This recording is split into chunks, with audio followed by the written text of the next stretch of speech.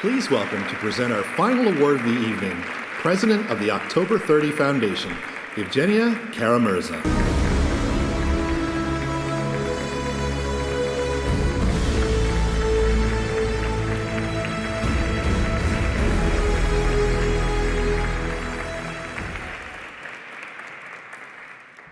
Ladies and gentlemen, dear friends, I want to thank the wonderful Manatos family and the OXI Foundation for trusting me with presenting this year's Courage Award for courageous defense of democratic values and human rights. In August 1968, 7 people went into Moscow's Red Square to protest against the Soviet invasion of Czechoslovakia. 7 people in the entire Soviet Union that comprised 15 countries. Did they hope their act would change the regime in the country? Hardly. But you see, as Soviet tanks rolled into Czechoslovakia to crush the Prague Spring, the Kremlin put up enormous propaganda efforts to claim nationwide support for its action. All across the USSR, trade unions, workers' collectives, academic institutes wrote letters of approval. Soviet newspapers reported that support for the invasion was unanimous. And then there were these 7. In her interview for my husband Vladimir Kara-Murza's documentary about Soviet dissidents, one of those 7, Natalia Gorbanevskaya, said, "A nation minus 1 person is no longer an entire nation. A nation minus me is not an entire nation. A nation minus 10, 100, 1,000 people is not an entire nation." So they could no longer claim that there was a nationwide approval in the Soviet Union for the invasion of Czechoslovakia, end of quote. This was the main outcome of that silent demonstration that didn't last even 5 minutes before its participants were beaten up and herded away. A silent demonstration of protest that ended up in lengthy prison sentences for 5 of them and in forced psychiatric treatment, years of forced psychiatric treatment for 2 of them, including Gorbanevskaya herself, because anyone contradicting the state narrative was then and is being again portrayed as either a criminal or an insane person.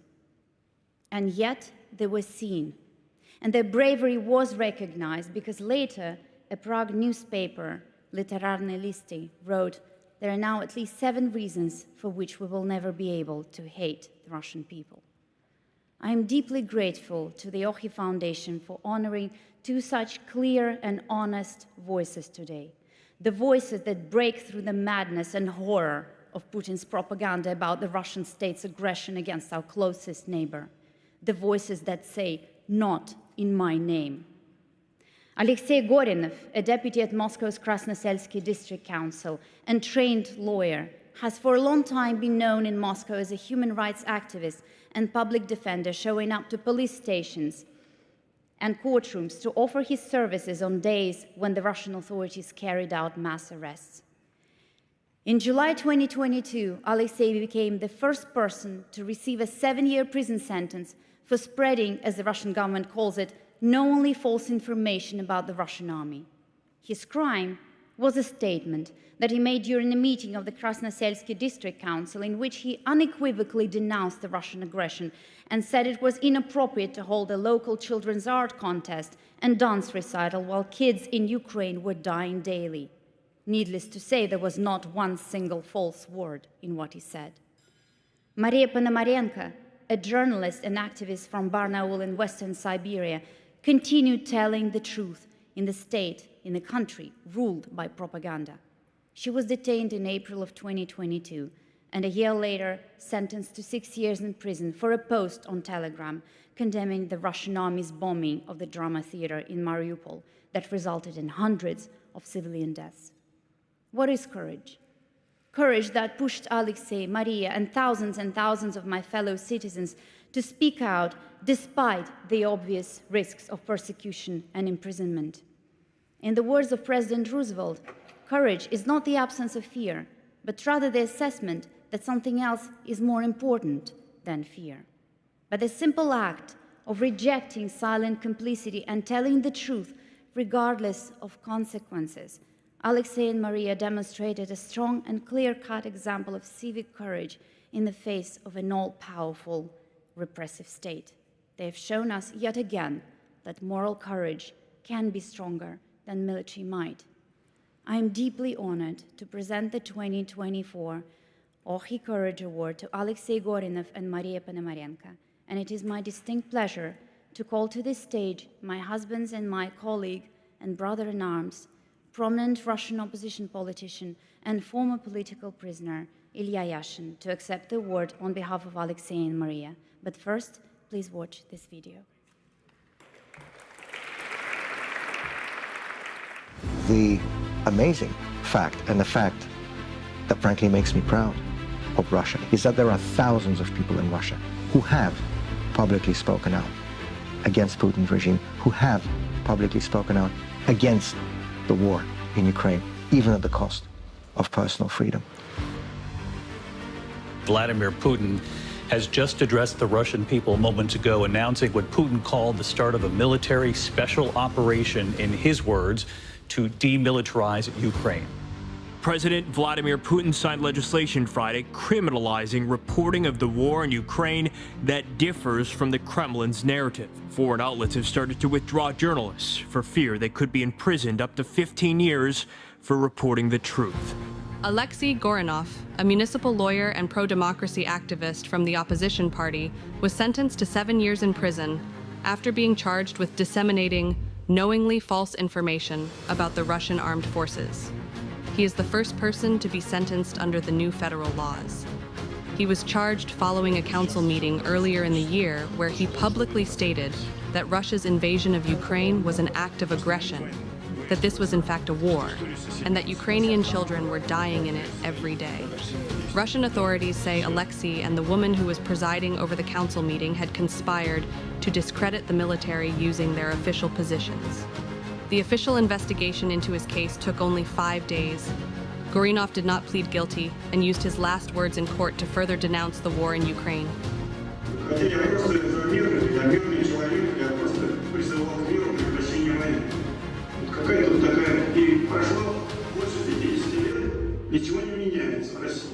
Maria Ponomarenko, a journalist and political activist from Siberia, was arrested and is being held by Russian authorities on charges of spreading false information under harsh new Russian censorship laws. The charges stem from a post she made on the social media platform Telegram, where she condemns the Russian military for the recent bombing of a theater in Ukraine, which killed hundreds of civilians, including many women and children. The Russian Defense Ministry has denied any responsibility for the deadly attack. Но стоит только начать, нас много. Поймите, это кажется, пока ты у себя в квартире сидишь, что ты один такой. Нет, не один. Начни говорить, начни что-то делать. Просто начни, не сидеть на месте, не молчать. Is 7 years in prison a fair sentence for the war at war? It seems to me absolutely unfair, to be honest. He just expressed his opinion. He didn't do anything. After all, he didn't incite any disobedience. He simply believes that a war is a war. The judge who sentenced him, she must go to jail. Because what is happening is a war, and the man is absolutely right. It seems to me that it is not fair. Because you're not allowed to say what he said. But this is, in fact, a war. It's a war in Ukraine. A war. He called it right. I hope that when people in the West, or when people in the United States, or when people in the free world at large think about Russia, they will remember not only the aggressors and the war criminals who are sitting in the Kremlin, but also those who are standing up to them, because we are Russians too. Please welcome, to receive the 2024 recipient of the OXI Courage Award for Alexei Gorinov and Maria Ponomarenko, Ilya Yashin.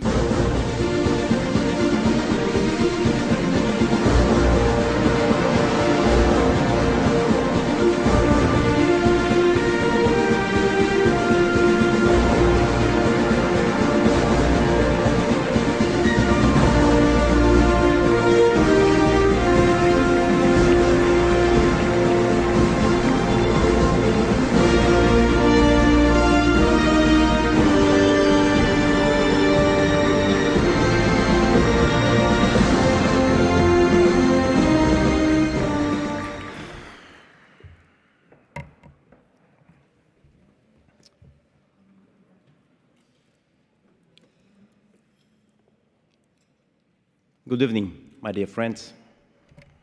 It's fantastic to be here, actually, because, you know, I'm a lucky guy. Fate often smiles on me.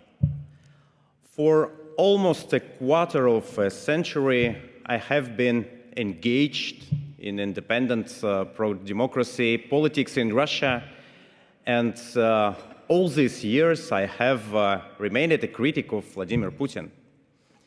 Many of my friends who stood by me have been killed.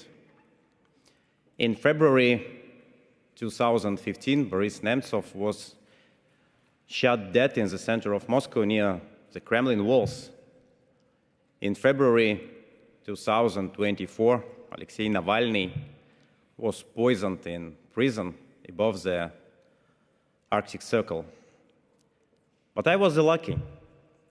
I survived, and I am here in front of you today.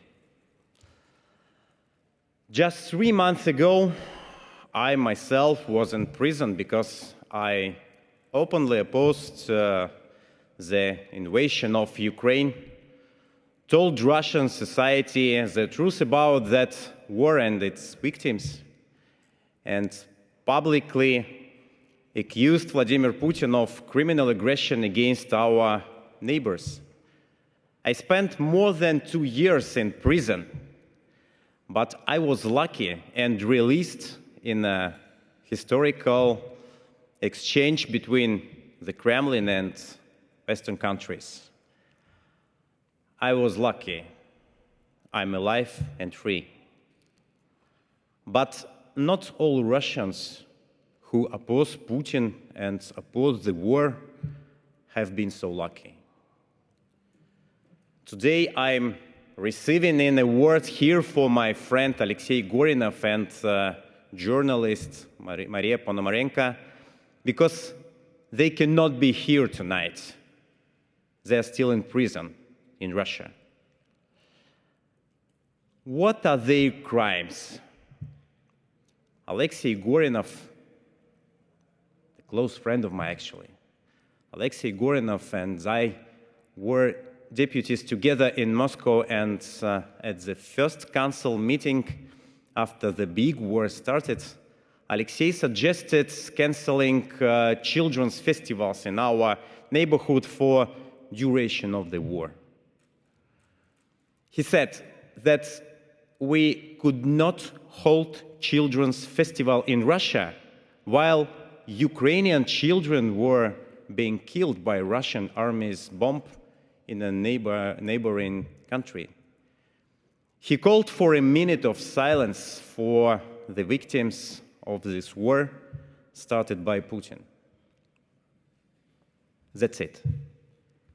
This speech was the reason for his arrest, and he got 7 years in prison. Alexei Gorinov is being kept in very harsh conditions in the same prison where Navalny was kept. Gorinov is 63 years old. He had part of his lung removed, and he needs immediate medical help.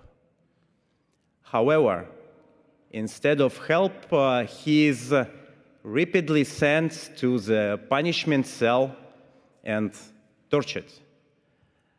The truth is he can die in prison. And realizing this breaks my heart. It pains me to realize that I can be here with you. I can call my parents. I can hug my friends and walk freely. But Gorinov is dying behind bars right now. And they do the same to Maria Ponomarenko, who was just telling the truth about this war as a journalist. I'm grateful to you for this award for Alexei and Maria, because it's an important sign of solidarity and another reason to remember them and other political prisoners in Russia who need to be saved.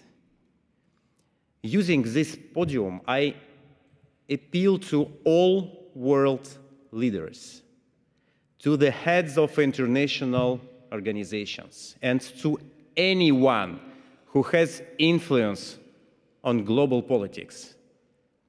I ask you, please, save Alexei Gorinov.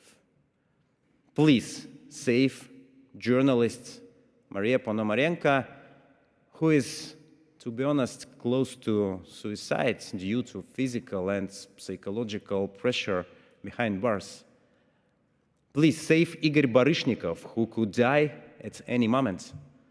Please save 16 years old teenager, Arseniy Turbin,